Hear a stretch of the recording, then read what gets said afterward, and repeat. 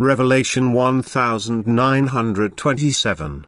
From the 20th of May 1941. Light or dark state after passing away. As soon as you end your earthly life, a change takes place around you and your surroundings. The physical eye is extinguished. What you now see you see with the spiritual eye, and depending on the soul's state of maturity it is now able to grasp what is around it. It will be able to take in everything if the human being has striven spiritually on earth, and thus the soul has already attained a certain degree of maturity. However, it will see little if the soul is still immature. For then its spiritual eye is still closed. And therefore it is still dark and lightless around such a soul.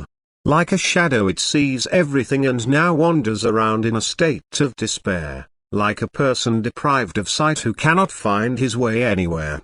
This is a sad situation, and the soul is now far from seeing its surroundings as a divine kingdom.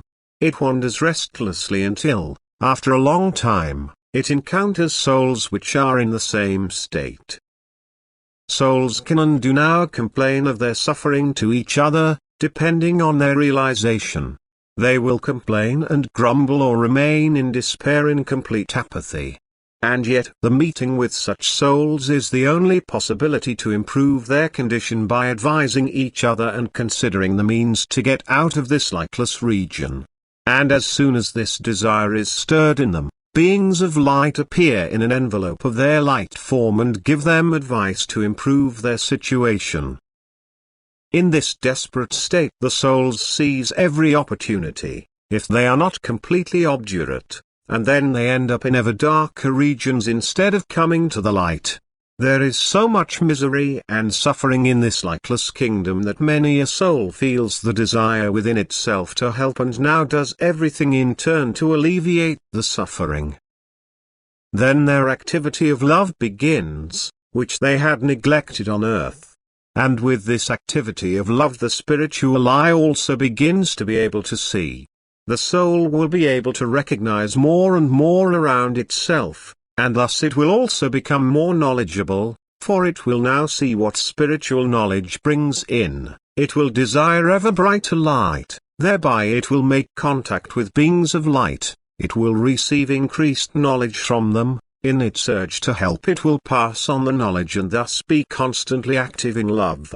Thus it now strives upwards, it becomes ever brighter and clearer around such a soul, and soon it has escaped the dark kingdom in order to now constantly be in the light.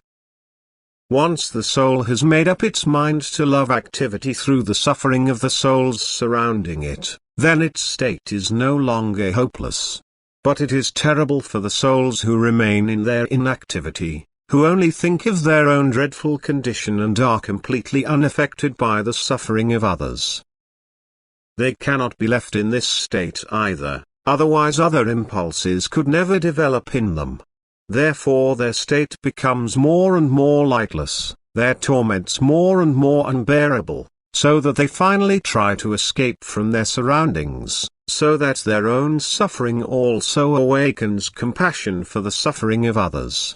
For the soul can only redeem itself through loving activity, that is free itself from darkness and ascend to the light. In such a state the soul is particularly in need of the prayer of the people on earth, for this provides it with strength and strengthens its will to ascend.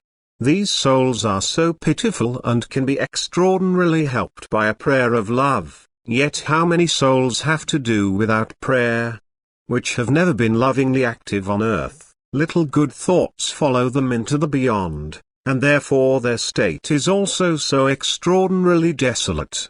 And yet, the light being's struggle for such souls continues. And even the already more advanced souls take care of them and try to help them, for the illuminated constantly descend to the darkness in order to redeem what is not entirely unresistible. Amen.